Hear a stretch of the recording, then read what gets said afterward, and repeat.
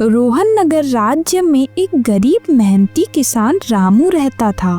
उसका लड़का अशोक कोई भी काम काज नहीं करता था। वो दिन भर बस गांव में घूमा करता था।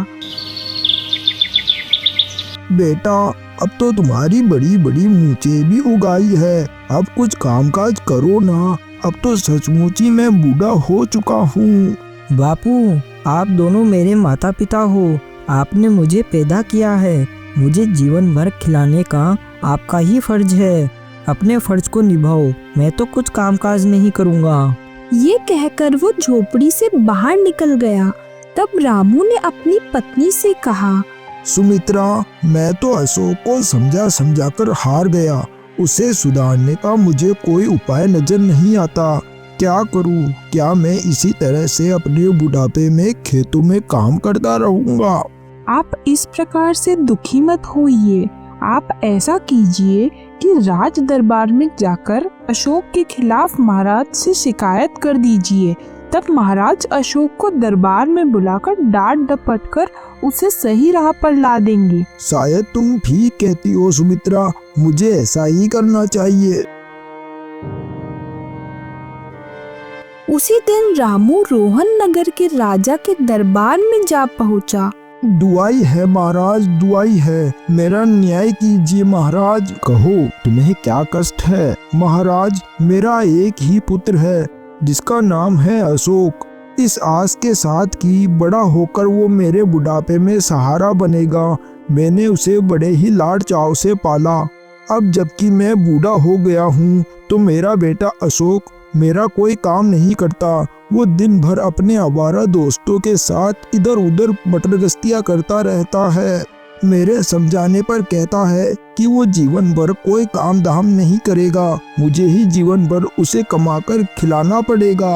ओह, तो तुम्हारा बेटा बड़ा ही स्वार्थी है, लेकिन कोई बात नहीं, मैं उसे सबक जरूर सिखाऊंगा। सैनिकों, इसी समय जाओ और अशोक को हमारे सामने पेश करो।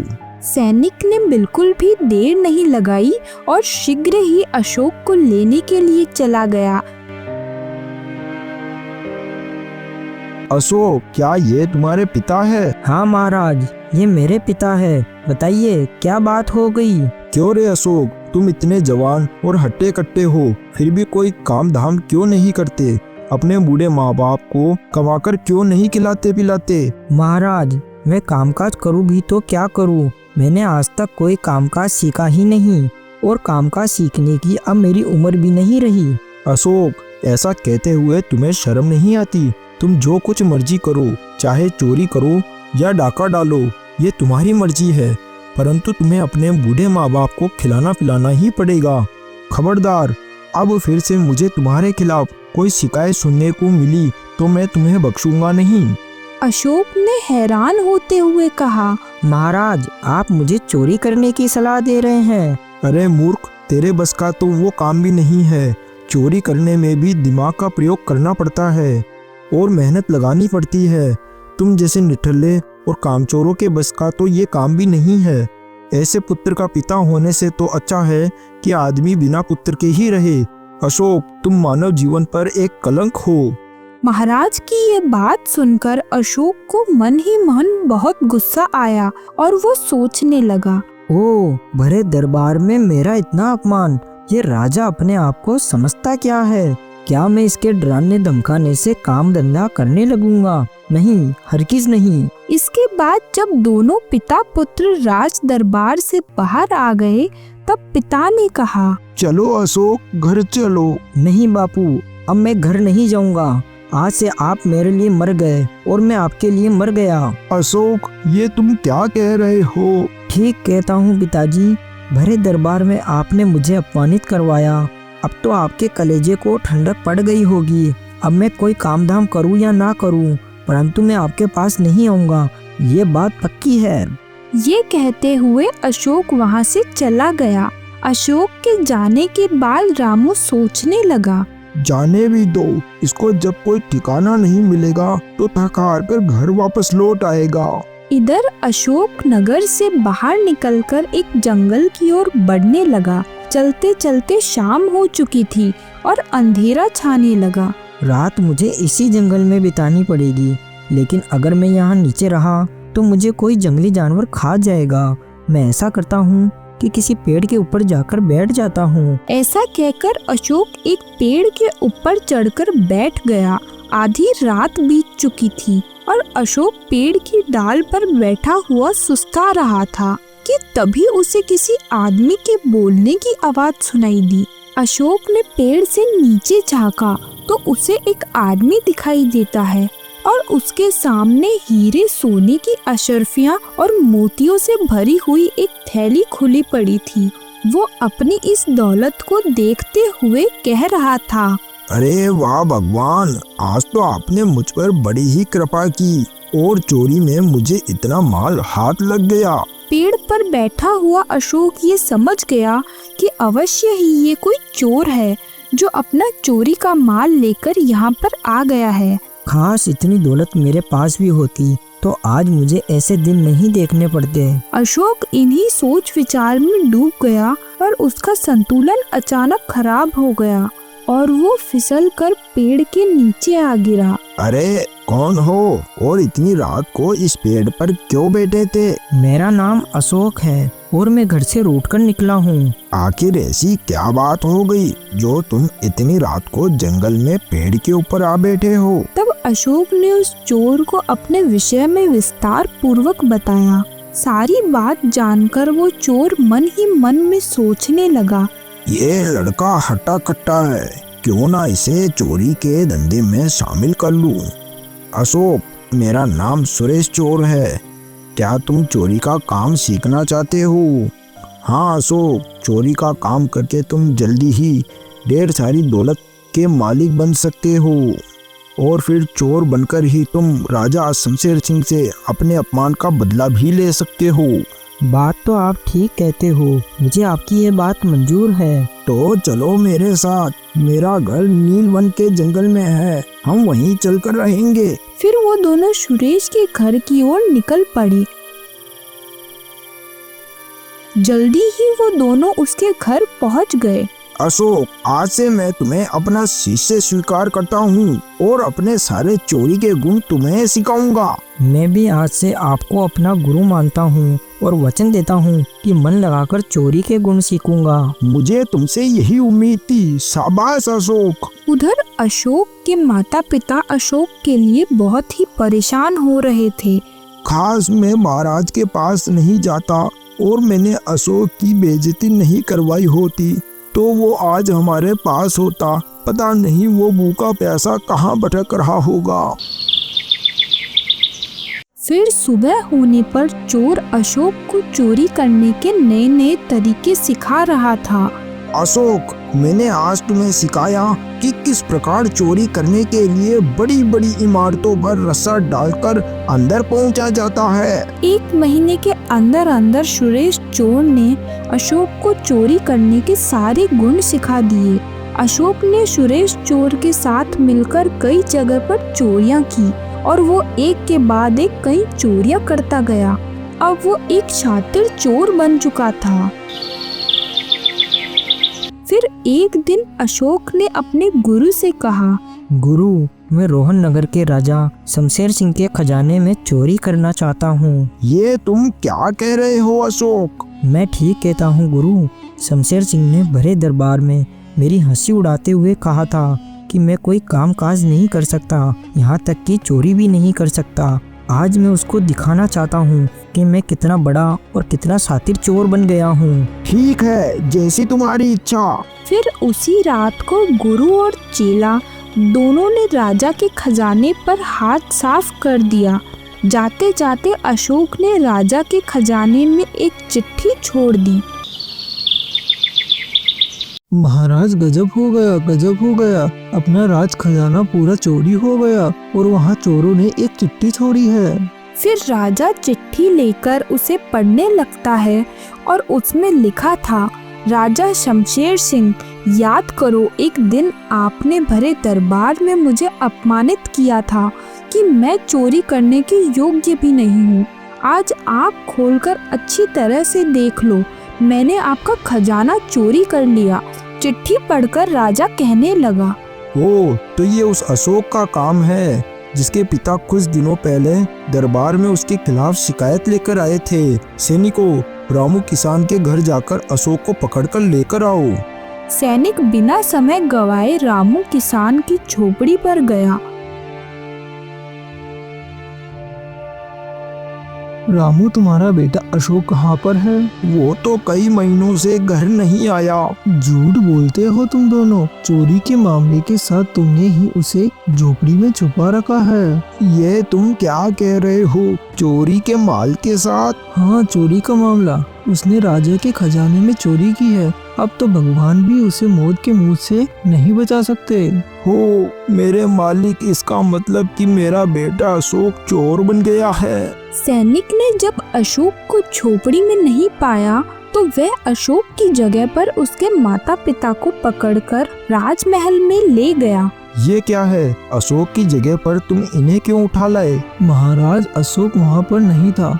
जरूर इन दोनों ने ही उसे कहीं पर छिपा रखा होगा। ऐसी बात है तो इन दोनों को ले जाकर कारागार में बंद कर दो। उधर राजा के खजाने में हाथ साफ करने के बाद अशोक और उसका गुरु चोरी में मिली हुई दौलत को देख रहे थे और खुश हो रहे थे।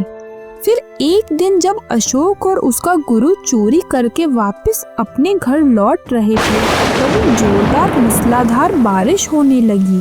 बारिश से बचने के लिए वे दोनों गांव में ही एक दरवाजा खटखटाने लगे तो अंदर से आवाज आई।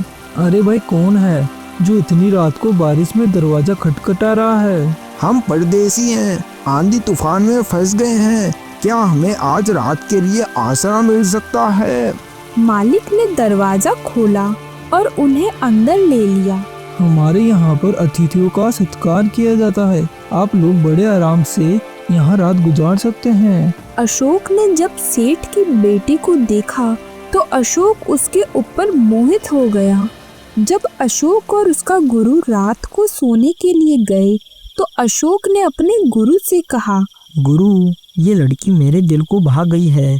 क्या इसके साथ मेरा विवाह हो सकता है? क्यों नहीं हो सकता? मैं सुबह ही इस विषय में घर के मालिक से बात करूंगा। मैं आपकी पुत्री के विषय में आपसे कुछ बात करना चाहता हूँ। हाँ हाँ, बिल्कुल कीजिए। श्रीमान जी, ये मेरा बेटा अशोक है। मेरे पास लाखों की संपत्ति है। नील वन में मेरा अपना घर है।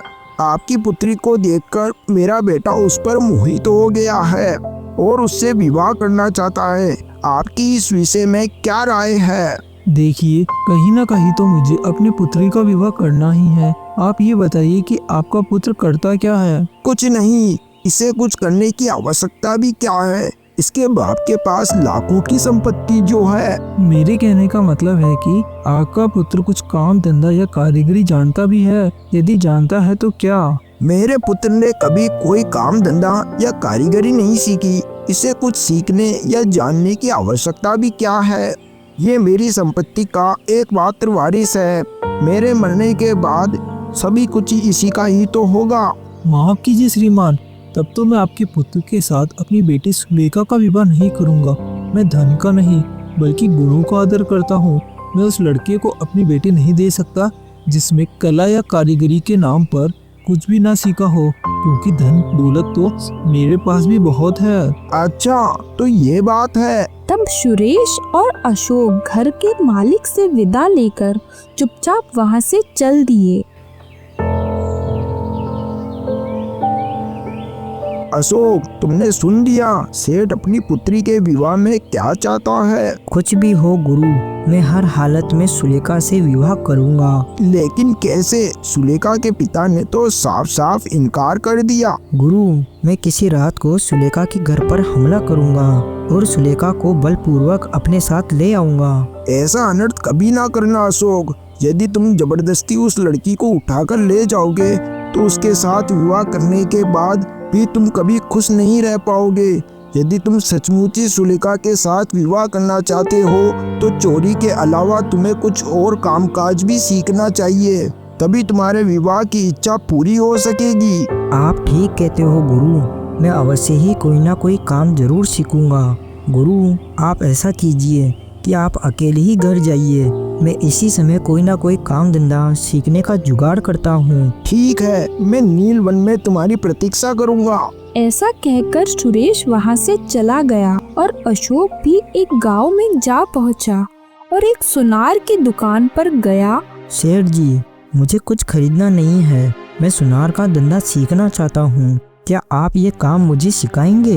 क्यों नहीं, बिल्कुल सिखा दूंगा। मैं आपके धंधे को कितने दिनों में सीख सकता हूँ? दिन? अरे भले माना 3-4 वर्ष लग सकते हैं। ओह, मैं इतने दिन धंधा सीखने में खराब नहीं कर सकता।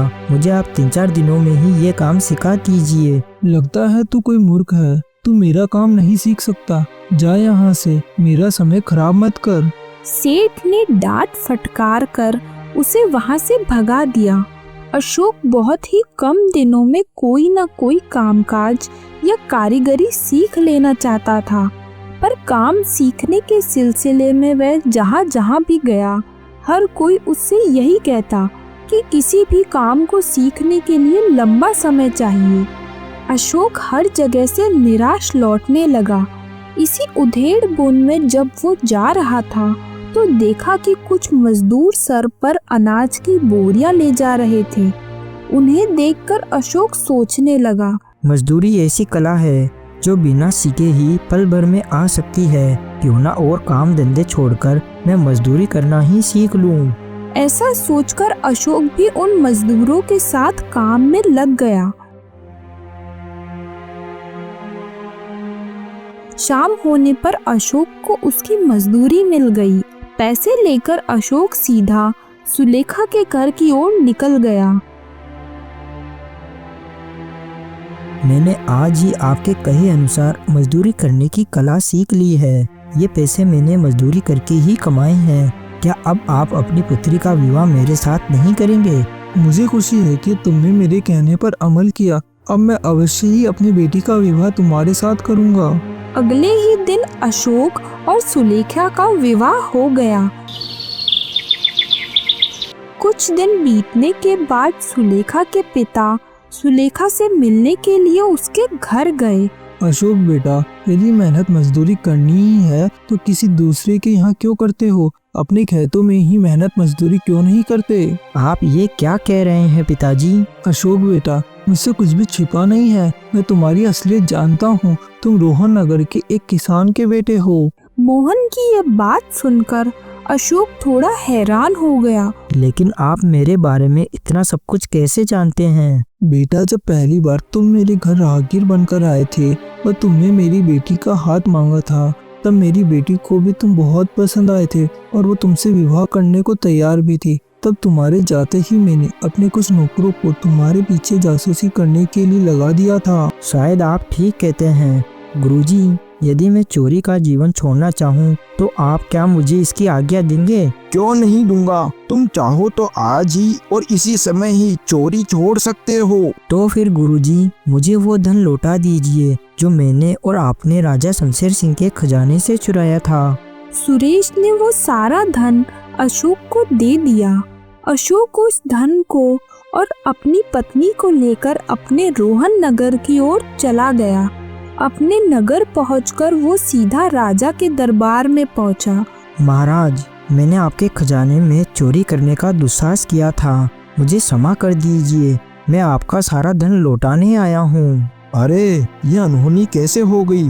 परंतु फिर भी तुम सही रास्ते पर लौट आए हो, तो मैं तुम्हें क्षमा कर देता हूँ। अशोक ने लुटा हुआ सारा धन महाराज को लौटा दिया और बदले में महाराज ने उसके माता पिता को रिहा कर दिया। अब अशोक अपने काम में जी तोड़ मेहनत करने लगा। उसके माता पिता उसका बदला हुआ रूप देखकर बड़े ही खुश थे। अब वो अपने पूरे परिवार के साथ एक शांतिमय और सुखमय जीवन बिताने लगा। Thanks for watching.